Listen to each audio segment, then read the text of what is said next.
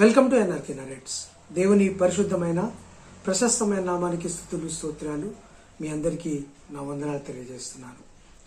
నీరు, నిప్పు, నింగి, గాలి, భూమి ఇవన్నీ పంచభూతాలు. ఈ పంచభూతాలు దేవుడు మనుషుల కోసం సృజించినవి. మనిషి బ్రతకడానికి, మనిషి తన జీవనాన్ని కొనసాగించడానికి దేవుడు ఏర్పరిచిన ఈ యొక్క పంచభూతాలు. అయితే ఈ నీరు, నిప్పు, నింగి, భూమి, ఈ గాలి ఇవన్నీ మనుషుల కోసం ఏర్పాటు చేసిన మనుషులకు కొన్ని పాఠాలు నేర్పుతాయి. నీళ్లు ప్రపంచంలో ఈ భూభాగాన్ని ఎక్కువ శాతం నీరే ఆక్రమించింది. సముద్రాలు, నదులు ఈ భూభాగం మీద ఎక్కువ ఉన్నాయి. 1% భూమి ఉంటే మిగతా 3% నీరే ఈ భూమిని ఆక్రమించింది. ఇటువంటి సందర్భంలో నీరు ఏ పాఠం మనకు నేర్పుతుంది, ఏది మనకు తెలియజేస్తుంది? నీటి ద్వారా లేకపోతే నీరు ద్వారా మనం తెలుసుకోవాల్సిన అంశాలు 2 రకాలు. ఒకటి నిలిచి ఉండే నీళ్లు, 2 పారే నీళ్లు. ఇప్పుడు జనరల్గా నదులలో, సెలయేరులలో నీరు పారుతూ ఉంటుంది. సముద్రంలో కానీ, చెరువులో కానీ, కుంటల్లో కానీ ఇటువంటి వాటిల్లో నీరు నిలిచి ఉంటుంది. మనం గ్రామాలలో కానీ పల్లెలలో చూస్తుంటాం. చెరువులు, చిన్న చిన్న కుంటల్లో నీళ్లు నిలిచి ఉంటాయి. ఆ పక్కనే నదులు లేదా ఏరులు పోతున్నప్పుడు అక్కడి నుంచి నీళ్లు ఎగువ నుంచి దిగువకు ప్రవహిస్తూ ఉంటాయి. నదులు, సెలయేర్లు ప్రవహిస్తాయి. చెరువులు, సముద్రాలు, కుంటలు ఇటువంటివి నిలిచి ఉంటాయి. అయితే ఈ రెండింటికి తేడా ఏంటి? క్రైస్తవులు లేదా దేవుని బిడ్డలు, విశ్వాసులు లోకం నుంచి వేరే అయిపోయిన వారు. We are separated from the world. అంటే ఈ లోకానుసారమైన జీవితం నుంచి వేరుపడి క్రీస్తుకు అనుగుణంగా జీవించే వాళ్ళే క్రైస్తవులు, విశ్వాసులు లేదా దేవుని బిడ్డలు. అటువంటి బిడ్డలు నిలిచి ఉన్న నీరుగా కాకుండా పారే నీరులాగా ఉండాలి. నిలిచి ఉన్న నీరులా కాకుండా పారే నీటిగా, పారే నీళ్లుగా ఉండాలి. ఎందుకంటే నీరు వాక్యానికి సాదృశ్యంగా ఉంది బైబిల్ గ్రంథంలో. అలాగే నీరు, ఆ వాక్యము నదితో పోల్చబడింది. నీరును వాక్యం అన్నారు, వాక్యము నదితో పోల్చబడింది. జీవనది. జీవనది అంటేనే అదేంటంటే అది ఎండిపోక ఎప్పుడు నిత్యము ప్రవహించేది. నదిలో నీళ్ళు ఎప్పుడు ప్రవహిస్తాయి, దాన్నే జీవనదులు అంటాం. జీవనది అని యేసు ప్రభు వారు కూడా పేరుంది. నేను నీరును, జీవనది అని. ఆ జీవనదిని మనలో ప్రవహించడానికే మన హృదయంలో, మన కడుపులో జీవజల ఊటలు ప్రవహింపజేయటానికి ఆయన అక్కడి నుంచి ఇక్కడికి వచ్చారు. పరలోకం నుంచి ఇక్కడికి వచ్చి ఒక రకంగా ఆయన అక్కడి నుంచి ఇక్కడికి నదిలా ప్రవహించి ఇక్కడికి వచ్చి మనలో జీవజల ఊటలు ప్రవహింపచేశారు. అయితే చాలామంది క్రైస్తవులు ఈ జీవజల నదిని తాకారు కానీ, అనుభవించారు కానీ, ఆ జీవజల నది ఎలా అయితే ప్రవహిస్తుందో అలా ప్రవహించలేకపోతున్నారు. చాలామంది క్రైస్తవులు నిలిచి ఉన్న నీరులా ఉంటున్నారు. నిలిచి ఉన్న నీరు, చెరువులో నీళ్లు, కుంటలో, గుంటలో, బురద గుంటలో నీళ్లు నిలిచి ఉంటాయి కదా, అలాంటి వాటిలో నీరుగా ఉంటున్నారు తప్ప నదిలో నీరుగా ఉండడం లేదు. మరి చెరువులో, కుంటలో లేకపోతే బురదలో ఉన్న నిలిచి ఉన్న నీరుగా ఉంటే ఏంటి ఇబ్బంది? పారే నీళ్లుగా, నదిలుగా, సెలయేర్లుగా, నీటిగా ఇలా ఉంటే ఏంటి ప్రయోజనం అంటే, నిలిచి ఉన్న నీరు కొన్నాళ్ళకి అది పాడైపోతుంది. ఆ నిలిచిన నీరులో నాచు చేరుతుంది, పీచు వచ్చేస్తుంది, చెత్త చెదారం చేరుతుంది. అలాగే కొన్ని రోజులకు అది ఆ దుర్వాసన ఆ నిలిచి ఉన్న నీరు నుంచి వచ్చేస్తుంది. నీళ్లు పాడైపోతాయి. ఎప్పుడైతే నీళ్లు నిలిచి ఉన్నాయో అందులో చెత్త చెదారం, నాచు, పీచు ఇవన్నీ చేరి ఆ నీరు దుర్వాసన వచ్చేస్తుంది. అదే పారే నది చూడండి, సెలయేరు చూడండి, పారే నీళ్ళలో చెత్త చెదారం కనిపించదు. ఏదన్నా చెత్త చెదారం అందులో పడినా అది కొట్టుకుపోతుంది. పారే నీళ్లు పాడైపోవు, అది నిత్యము ప్రవహిస్తుంటాయి కాబట్టి ఫ్రెష్ వాటర్గా ఉంటాయి.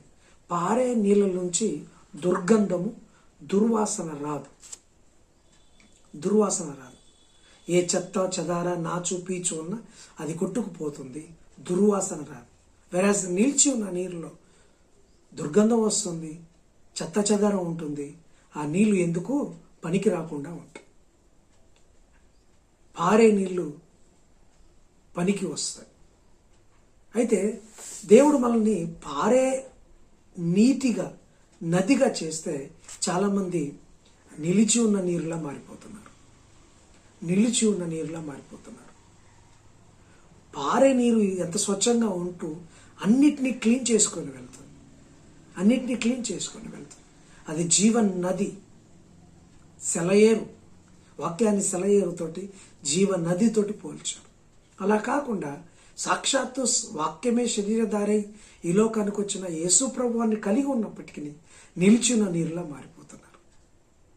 అంటే యేసు ప్రభు వారికి ప్రతిరూపాలుగా ఉండాల్సిన మనము, క్రైస్తవులం, విశ్వాసులము, నిలిచిన నీరులా ఉంటే ఎలా ప్రతిరూపాలుగా ఉంటాం? మనం నిలిచి ఉన్న నీరులో ఉన్నాము అనుకోండి, మనలో పేరుకుపోయిన చెత్త చెదారంతో మిగతా వాళ్ళని ప్రభావితం చేయలేకపోతామా? మిగతా వారికి మోడల్గా ఉంటామా?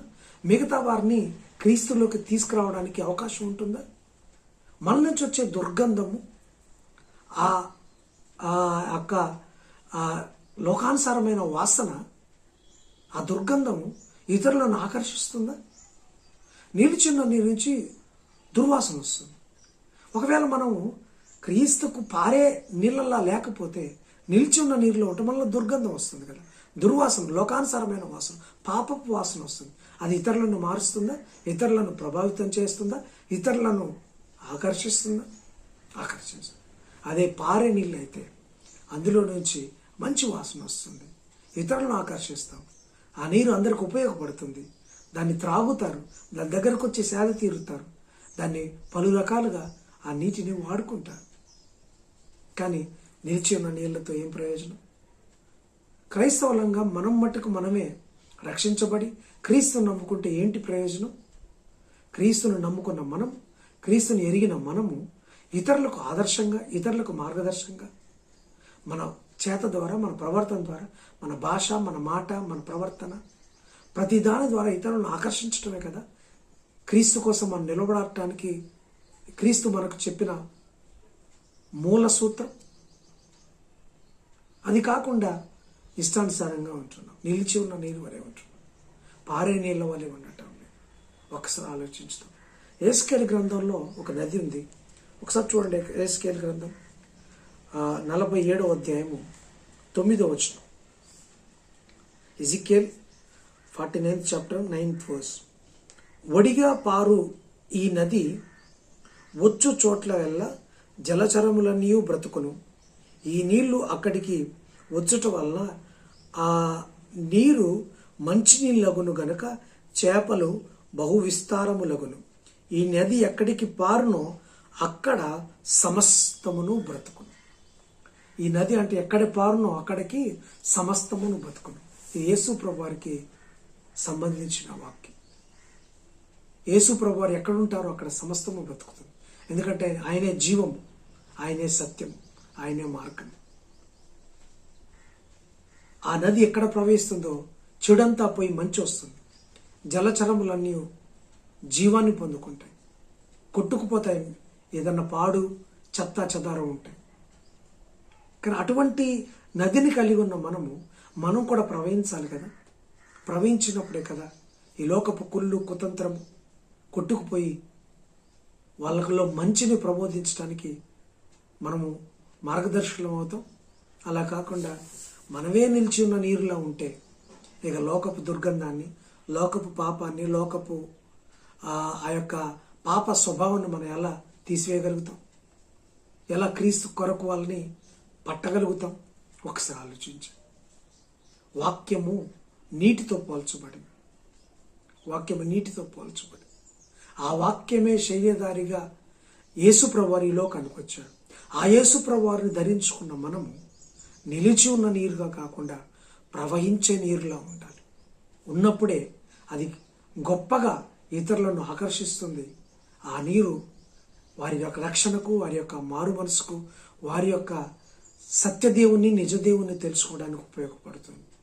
క్రైస్తవులారా, నువ్వు విశ్వాసం అయితే, క్రైస్తవుడు అయితే, నువ్వు దేవుని బిడ్డవైతే ఒక్కసారి చెక్ చేసుకొని, నేను నిలిచి ఉన్న నీరులో ఉన్నాను, పారే నదిల సెలయర్లా ఉన్నాను, ఒకసారి అర్థం చేసుకో. ఒకవేళ నిలిచి ఉన్న నీరులో ఉంటే నీలో చెత్త చెదారం, నాచు, పీచు, దుర్గంధం వస్తుంటుంది. వాటిని తొలగించుకో. పారే నీళ్ళ వలె ఉండు. అది అందరినీ ప్రభావితం చేస్తుంది. చెత్త చెదారం కొట్టుకుపోతుంది.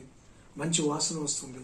ఇతరులను పరిమళ వాసనగా ఇతరులను కూడా ఆకర్షించడానికి వస్తుంది. కాబట్టి ఆలోచించు, నువ్వు ఏ నీరు ఒకసారి గుర్తు చేసుకొని, ఒకవేళ నిలిచి ఉన్న నీరులో ఉంటే పారే నది నీటి ప్రవాహంలో ఉండటానికి ప్రయత్నం చేయి. దేవుడు ఖచ్చితంగా నీకు సహాయం చేస్తాడు.